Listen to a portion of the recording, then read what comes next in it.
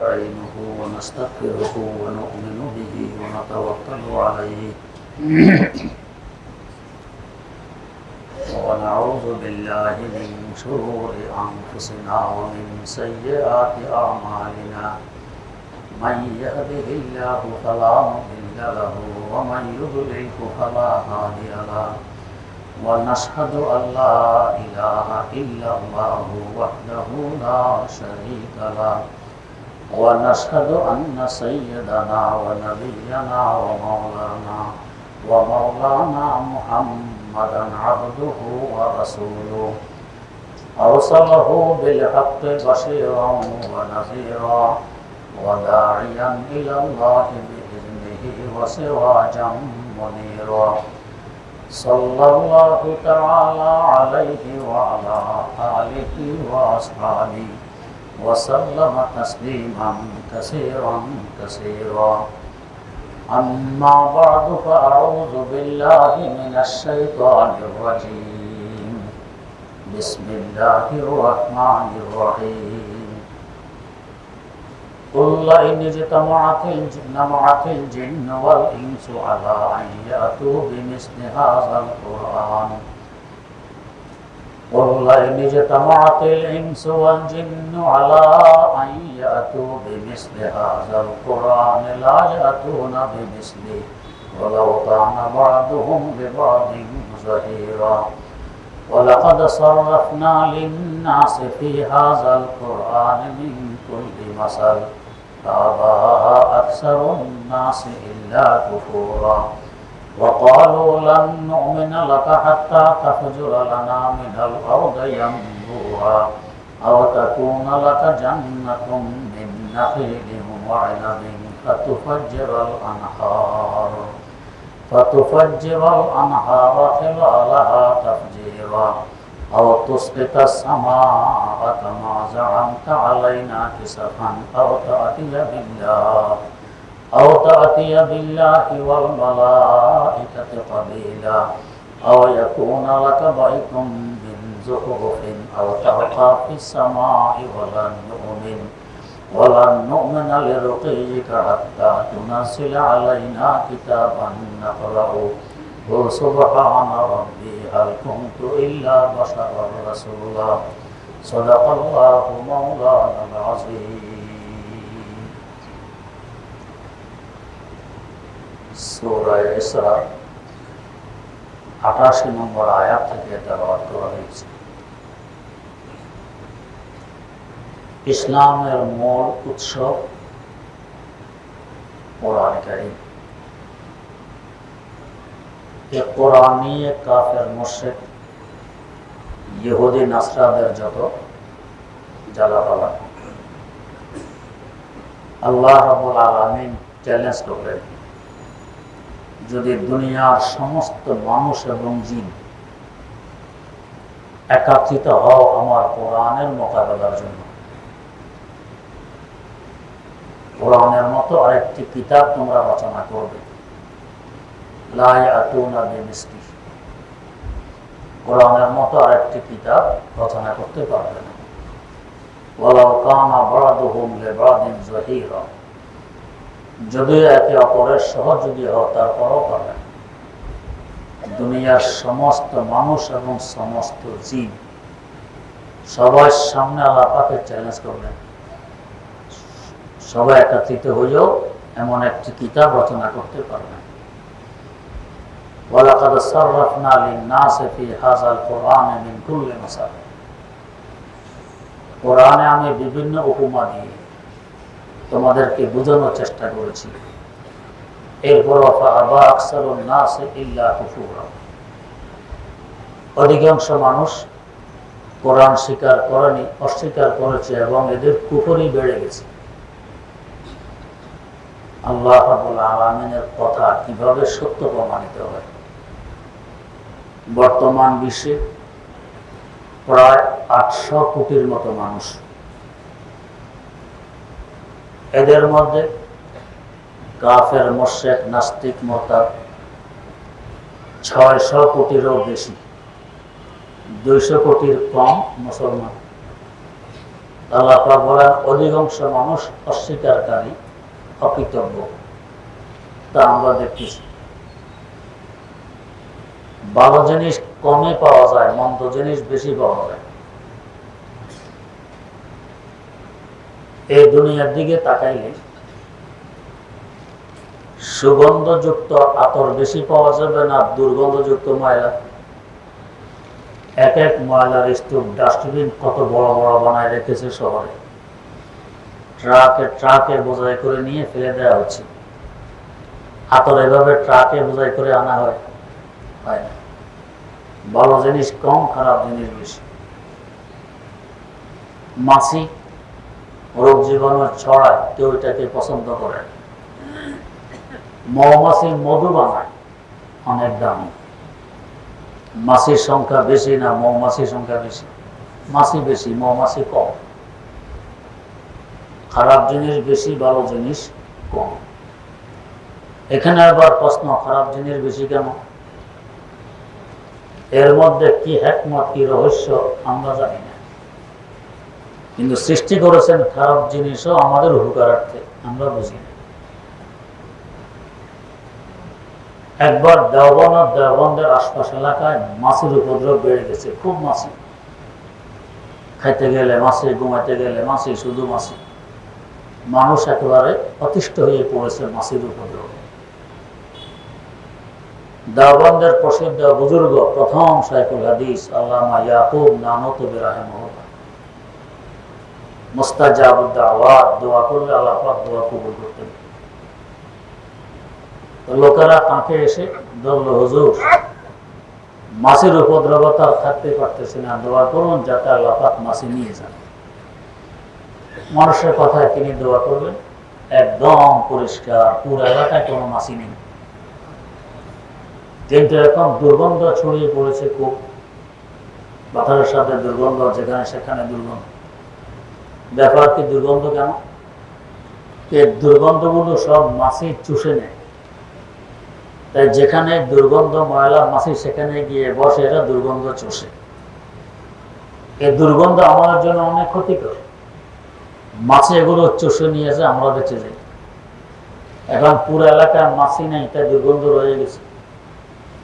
আবার লোকজন এসে বললো, হুজুর এখন তো আরেক বিপদ এসে গেছে। কি? মাছি নেই ঠিক, কিন্তু দুর্গন্ধ চতুর্দিকে। তো কি করা? আবার দোয়া করুন যাতে আল্লাহ মাছি দেন, তবে আগের নাই, এত বেশি নয়, কিছু অল্প। আবার দোয়া করলেন, আল্লাহ মাছি দেন, তবে আগের নাই, এত বেশি নয় যে আমরা অদৃষ্ট হয়ে পড়ি, কিছু অল্প দেন। আবার মাছি এসে গেছে। তো আমরা তো দেখি ক্ষতিকর, এই ক্ষতির ভিতর দিয়েও উপকারও আছে। হাদিস শরীফে আছে, মাছি যখন কোনো খাবারে পড়ে, দুধ, শরবত, ঘি ইত্যাদি, তো দেখবেন মাছি এক পাখা ওই খাবারের দিয়ে আরেক পাখা উপরের দিকে থাকে, দুই পাখা একসাথে চুবাইয়ে দেয় না, এক পাখা তাকেও করে। তো যেই পাখা খাবারে লাগিয়ে দেয়, পাখার মধ্যে রোগ জীবন, এটা ক্ষতিকর। আর এটারে ওষুধ দ্বিতীয় পাখায় আল্লাহ পাক সৃষ্টি করে রেখে দিয়েছেন। তাই হাদিস শরীফে আছে, যখন খাবারে মাছি পড়বে, মাছে ফেলে দেওয়ার সময় তাকে চুবাইয়া এরপরে ফেলে দিবে। কেন চুবাবে? তো দ্বিতীয় পাখা যে ওষুধ রয়ে গেছে, রোগ জীবাণু পাখার চুবাই দিলে ওইটাও খাবারে যাবে, ওই রোগ জীবাণুকে নষ্ট করে দিবে। আল্লাহ রাব্বুল আলামিনের কুদরতের কারিশমা আমরা কি বুঝি? আমার শেখ মোর্শেদ শাইখুল ইসলাম আল্লামা তাকি ওসমান আমার বরকাত ভিক্টোরিয়ার জলপ্রপাত দেখতে গেলে তো দেখেন যে ওখানে এত সুন্দর সুন্দর কিছু গাছ, দেখলে ধরা ছাড়া থাকা যায় না, এত সুন্দর। আমি এগিয়ে গেলাম ধরবো, তো যিনি আমাকে নিয়ে গেছেন আমাকে বারণ করলেন, পট করে ধরে, হুজুর এটা ধরবেন না। কেন? তো এটা ধরলে সাপে কামড় দিলে যেমন বিষে ধরে, এরকম বিষে ধরে, এমনকি বিষের কারণে মানুষ বেহুশ হয়ে পড়ে যায়, ধরবে না। তাহলে শাইখুল ইসলাম দামাত বারাকাতুহু বললেন, আমার সাথে আপনি আছেন বিদায় বারণ করলেন, ধরলেন না। যারা নতুন এসেছে, পুরাতন অভিজ্ঞতা সম্পূর্ণ কেউ নেই, এরা তো ধরবে, এরা মরবে। তখন সাথের ব্যক্তি দেখাইলেন, তো দেখো নিচে আরো ছোট ছোট কিছু গাছ আছে, এটা ধরার পরে বিষে যখন মানুষ পড়ে যায় তো নিচের গাছ এগুলো হইলো ওই বিষক্রিয়া নষ্ট করে দেয় নিচের গাছগুলো, আবার মানুষ উঠে চলে যেতে পারে। আল্লাহ রাব্বুল আলামিন যেখানে এই বিষাক্ত গাছ সৃষ্টি করে দিয়েছেন সেখানে তার ওষুধও সাথে সাথে সৃষ্টি করে দিয়েছেন। মামিন দাওয়াইন ইল্লা ওয়ালাহু দাওয়া, এমন কোন রোগ নেই যে রোগের সাথে আল্লাহ পাক চিকিৎসা সৃষ্টি না করেছে, আছে, আমরা হয়তো বুঝি। তো যাই হোক, আল্লাহ রাব্বুল আলামিন বলেন ভালো জিনিস কম, খারাপ জিনিস বেশি, এটাই স্বাভাবিক। কোরআন যারা মানবে, ঈমান যারা আনবে এরা ভালো, সংখ্যা কম। যারা ঈমান আনে না, কোরআন মানে না, এরা খারাপ, সংখ্যা বেশি, 600 কোটিরও বেশি। তারপর আল্লাহ পাক কম সংখ্যক মানুষদেরকে দিয়ে চ্যালেঞ্জ করে দিলেন যে এই বেশি সংখ্যক মানুষ সাথে যত জিন জাতি আছে এদেরকে একত্রিত করে এমন একটা কোরআন বানায় আনবে কিভাবে? কোরআন আমার আল্লাহ রাব্বুল আলামিনের কালাম, এরা মিলে আরেকটা বানায় আনলে আল্লাহর কালাম তো হবে না, হবে মানুষ কিংবা জিনের কালাম। তো মানুষ কিংবা জিনের কালাম আল্লাহর কালামের মোকাবেলা করবে কিভাবে? কখনো সম্ভব না। হাকিমুল উম্মত মুজাদ্দিদুল মিল্লাত হযরত শাহ আশরাফ আলী থানভী রাহমাতুল্লাহ আলাইহির এক ভাই ছিলেন আসগর আলী, তার নাম আশরাফ আলী, ভাইয়ের নাম আসগর আলী, বড় বিজ্ঞ ছিলেন। একদিন এক হিন্দু পণ্ডিত তার সাথে তর্কে জড়িয়ে পড়ে বলছে, আপনাদের দিন ইসলাম সত্য নয়, আমাদের হিন্দু ধর্ম সত্য। কি দলিল, কি প্রমাণ? তো প্রমাণ হলো আপনাদের ধর্মের সব কথা বুঝে আসে না, আমাদের বুঝে আসে, এটাই দলিল আপনাদের ধর্ম সত্য নয়, আমাদের ধর্ম সত্য। যেমন ওযু ছুটে গেলে যদি পানির ব্যবস্থা না থাকে তো তায়াম্মুম করে, আর যারা তার পায়ে মোজা থাকে এরা মোজা মাসে করে।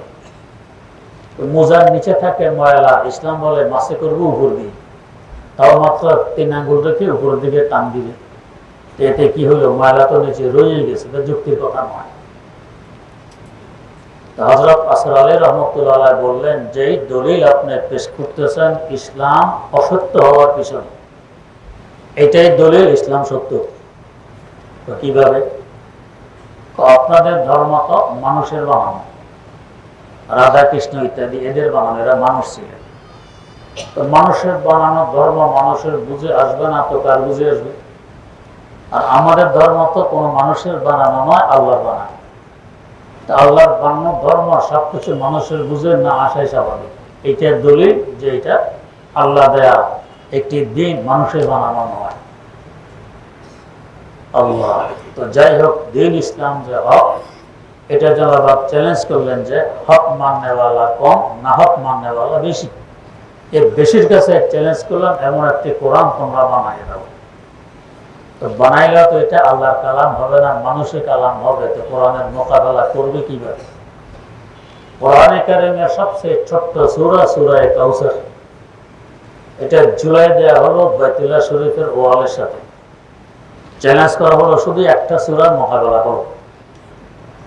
আরবে তখন বড় বড় সাহিত্যিক ছিলেন এবং বড় বড় মেধা সম্পূর্ণ মুখস্থ শক্তিধারী অনেক লোক ছিলেন।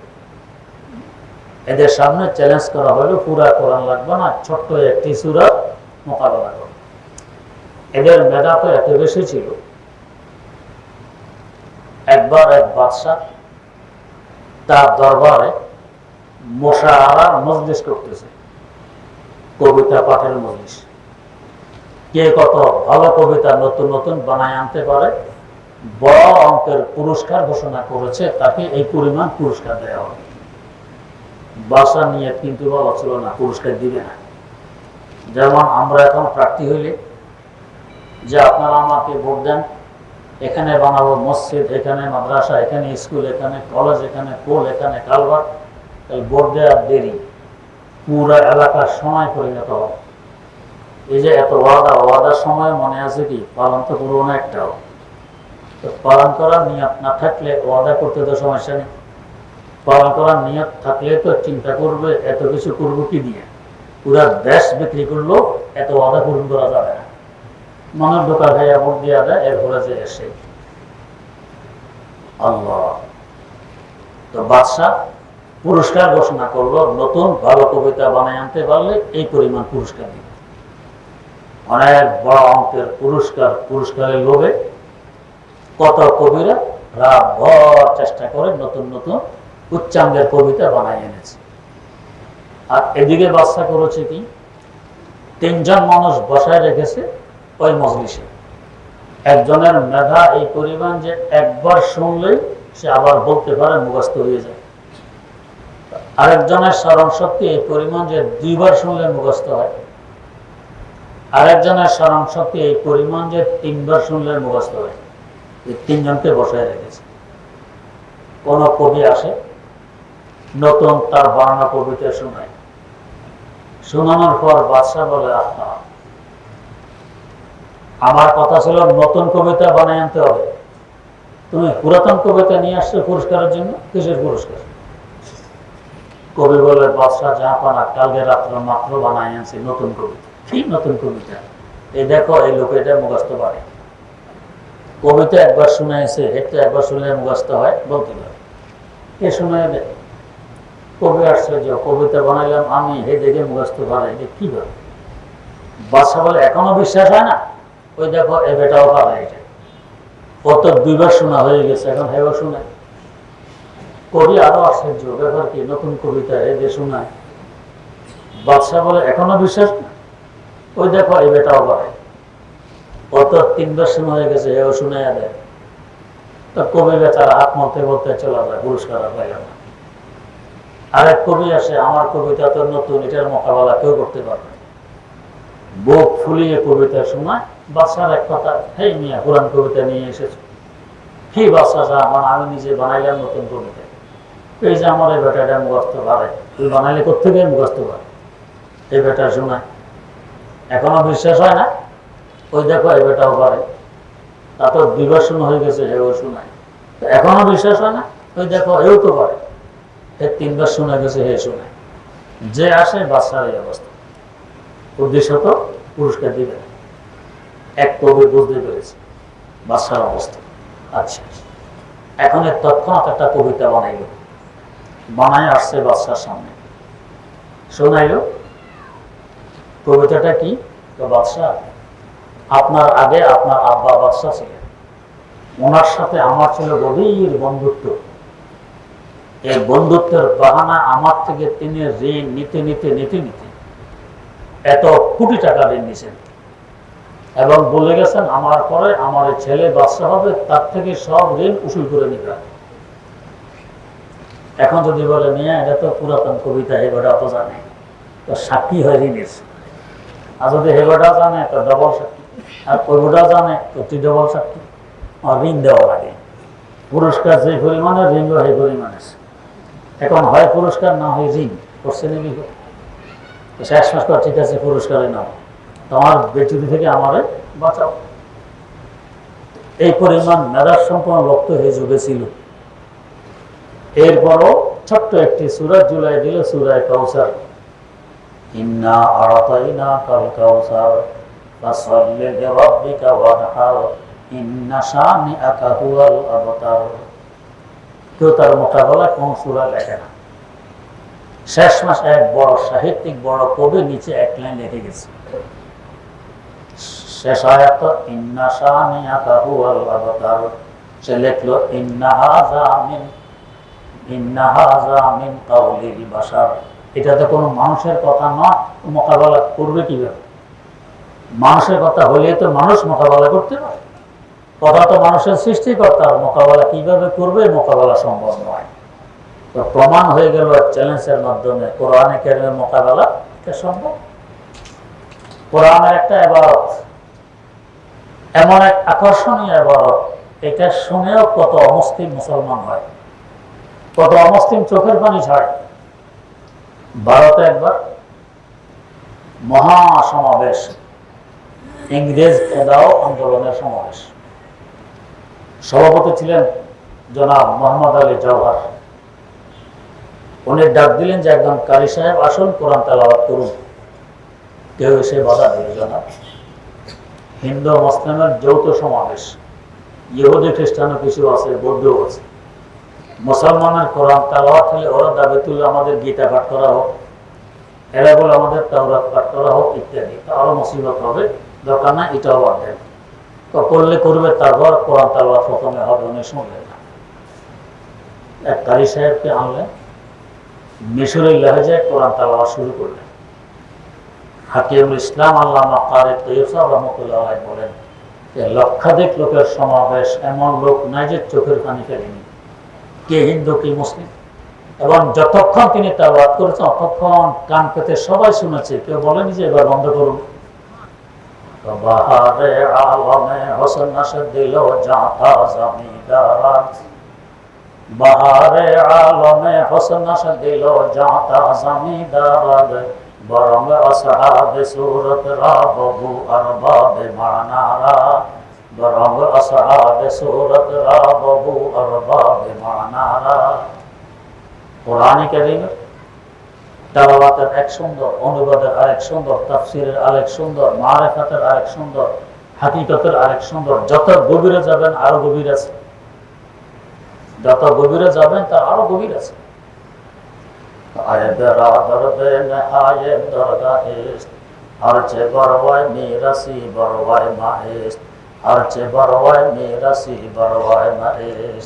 যত গভীরে যাবে আরো গভীর আছে, গভীরতার শেষ নেই। এমন এক কিতাব রচনা করা মানুষের পক্ষে সম্ভব নয়। তার চ্যালেঞ্জ দিয়েছেন ১৫০০ বছর মোকাবিলা করার সাহস কারো এখন হয়নি, ইনশাআল্লাহ কিয়ামতের আগ পর্যন্ত হবেও না।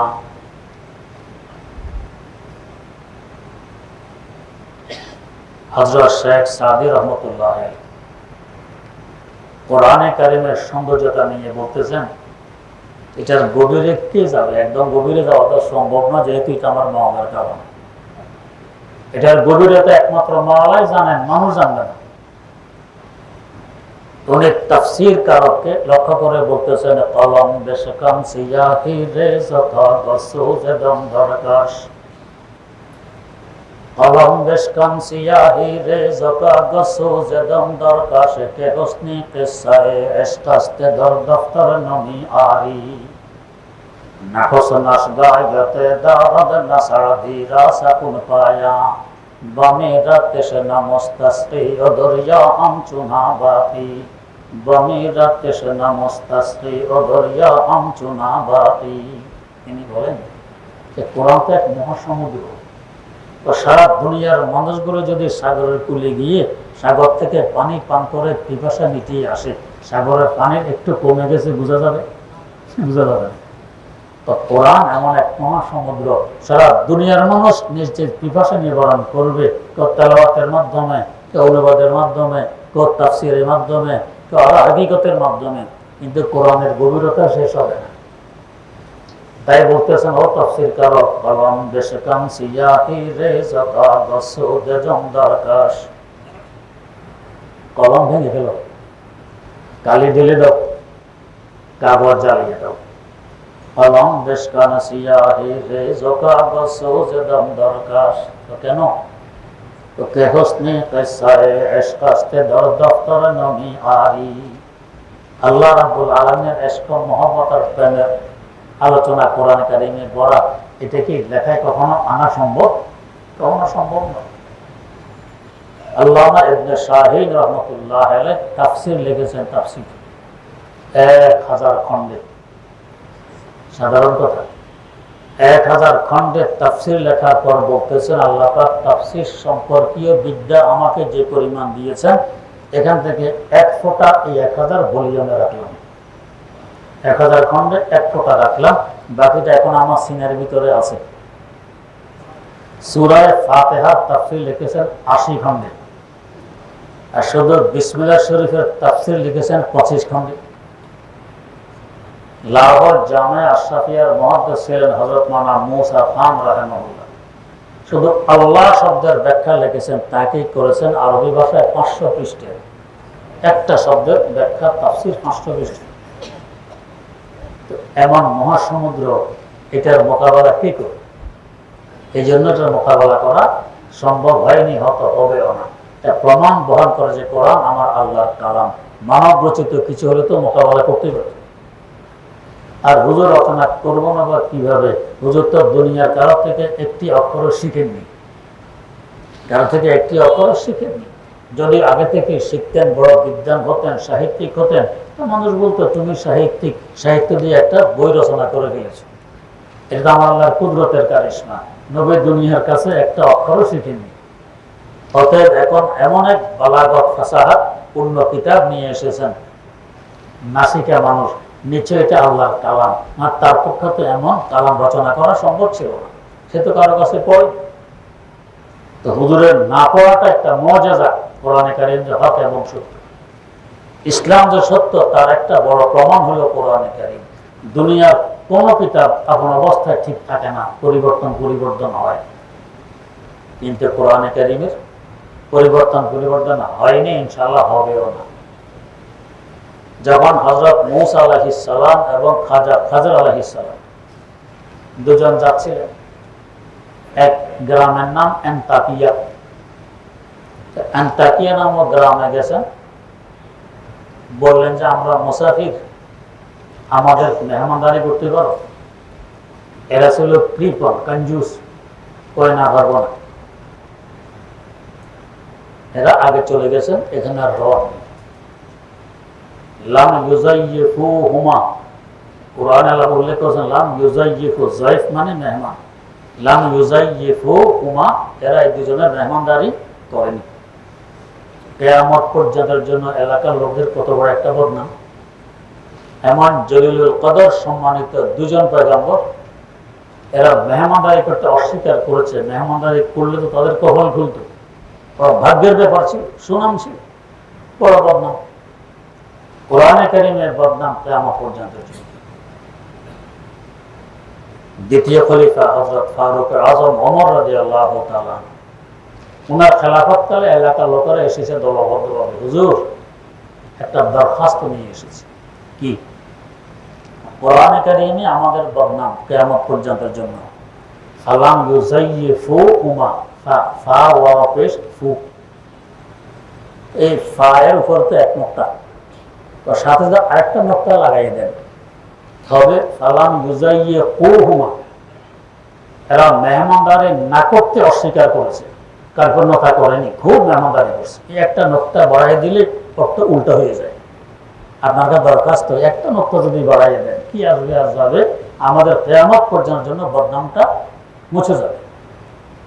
ও তো দাবি পূরণ করতে হবে, কয়েছি তো দাও আমি আসতেছি। ঘরে গিয়ে তলোয়ার নিয়ে আসছেন, আসো দাবি পূরণ করি, সব ভাবছে। তাহলে একটা নোক্তা পরিবর্তন করতে আসছে, সম্ভব হয়নি। কোরআন কারীমের পরিবর্তন না ইবারতের মধ্যে পারবে, না অনুবাদে পারবে, না ব্যাখ্যায় পারবে, না বিশ্লেষণে পারবে। যারাই করছে উম্মত ধরে ফেলছে যে তোমার তাফসীর ভুল, তোমার অনুবাদ ভুল, তোমার ব্যাখ্যা ভুল, তা সহি নয়। এক বেটা প্রফেসর কোরআনের তাফসীর লিখছে, তো তার বিরোধিতার ঝড় উঠছে, আপনি ভুল লিখছেন। হাফেজ হুজুর রহমতুল্লাহ আলাইহির খেলাফত আন্দোলনের অফিস কিল্লার মোড়ে, এই বেচারা এখানে আসছে। এসে খুব কাকতি মিনতি, কম তাফসীর আছে, কিছু না কিছু ভুল না আছে, ঠিক আছে মানলাম আমার তাফসীরে ভুল হয়েছে, এরকম বিরোধিতার ঝড় উঠতে হবে। চরমনার মরহুম পীর হযরত মাওলানা ফজলুল করিম রহমতুল্লাহ আলাইহি ছিলেন। জবাব দিলেন যে আপনি কি মাদ্রাসায় পড়ছেন? কই জি না। আপনি আলেম? তো জি না। তো তাফসীর লিখতে বলছে কি আপনাকে? ওদের ভুল আছে যদি মেনেও নেয় তারা আলেম, আপনি তো আলেম নন, আপনার অধিকার নেই আপনার তাফসীর লিখবেন। লিখলেন কেন? ধরো সে ঠিক আছে, এটা বেচারা খামোশ হয়ে গেছে, চুপ হয়ে গেছে। কোরআনে কারীমের তাফসীরকে ভুল লিখবে, অনুবাদ ভুল লিখবে, এটা টিকে থাকবে অসম্ভব। অসংখ্য মানুষ দাঁড়ায় যাবে, এই ভুল থাকতে দিবে না। ইসলাম যে হক এবং সত্য, এটা জ্বলন্ত প্রমাণে কোরআনে কারীম। রাসূল আকরাম সাল্লাল্লাহু আলাইহি ওয়াসাল্লাম যে সত্য নবী, তার জ্বলন্ত প্রমাণ কোরআনে কারীম, তার মুআজিজা। কারো কাছে একটা অক্ষর শিখেননি, এই মহান কিতাব নিয়ে আসছেন। এটা মুআজিজা না হলে, খোদা প্রদত্ত কিতাব না হলে সম্ভব ছিল? আল্লাহ রাব্বুল আলামিন এমন কোরআনের উপর বিশ্বাস স্থাপন করে কোরআনে জীবন গড়ে তোলার তৌফিক আমাদের সকলকে দান করুন।